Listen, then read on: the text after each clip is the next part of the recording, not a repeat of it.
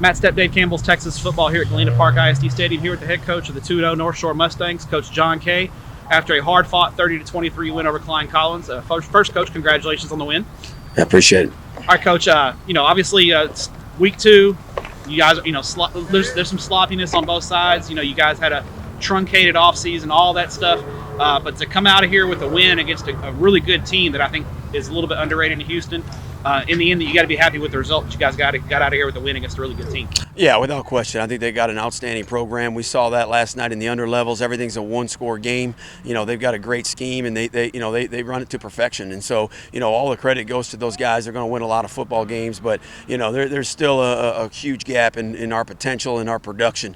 And it's our job to get it fixed. And so, in non-district, it's more about making sure you're starting to run on all cylinders instead of getting a win. The win's nice, especially against a program like that, but we obviously got a ton of work to do. How key is it when you're obviously this year with the pandemic and the way scheduling kind of got thrown into a loop, but when you're trying to schedule games, obviously with the success you had, folks aren't lining up to play you, but how important is it for you and your program to play these kind of teams like Klein Collins and non-district? Because I would assume as a coach you want to get exposed a little bit in non-district because you want to see where your warts are so you have time to fix them before those district ball games that count towards playoff seeding. When you're making your schedule, how important is that for you guys to play that quality competition? It's the most critical thing that we look at. We're not trying to get a little exposed. We're trying to get fully exposed. And, I think that's the key to any football team is to find out where the holes in the boat are before you go to sea. And especially when you're playing in a district as tough as ours, you better have some teams that expose what your weaknesses are. And, for better or for worse, we've got that the last 2 weeks with Shadow Creek and Klein Collins. So I don't think there's any question as to what we need to work on. Now it's about having the courage to get it done. All right, defensively, I thought, obviously they were able to move the ball and run the ball on you pretty effectively through the first half. Second half, I thought you guys were a little bit better, kind of containing some of the big plays in the running game.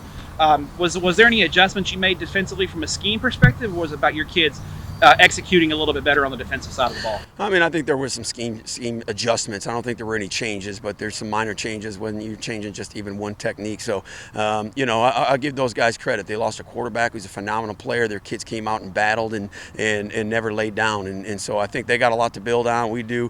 We still got a long way to go defensively. I'm not sure that we found our identity. And, but that's why you play games like this. That's why you play teams like this, is to find out exactly what it is that you need to do from this point forward. Offensively, obviously, Demetrius, had an excellent day. He's able to make plays with his feet and his arm.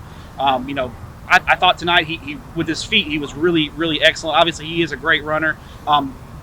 You've had him for such a long time now. It seems like he's been here for 4 years. He's a 4-year starter for you guys.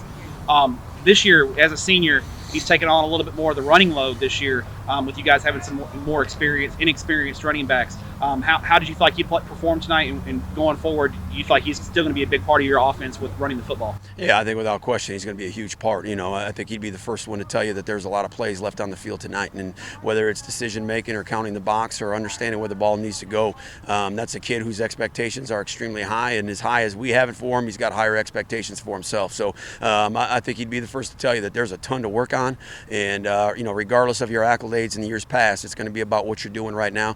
That's the beauty and the curse of 6A football, is you better be bringing it right now or you're going to get exposed. And I think he's got a lot better football ahead of him. How when you're coaching a kid like that, how a kid that has those high expectations of himself, you have to like that he's not personally satisfied with, he wants to get better each and every day. That's got to be a pleasure for you and your coaching staff to coach a young man like that who expects so much of himself and wants to do better each and every day.